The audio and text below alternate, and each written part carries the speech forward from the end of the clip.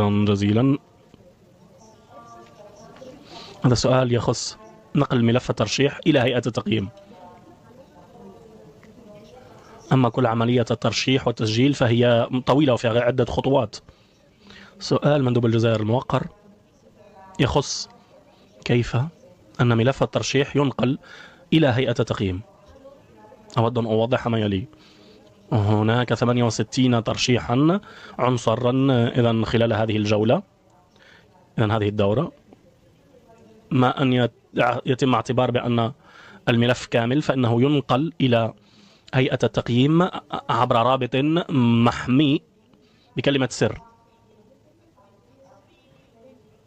هناك 3 نقاط أو آجال مختلفة لتقديم الملف، ولكن كل ملف فهو ملف واحد، حزمة واحدة لا يتم تعديلها.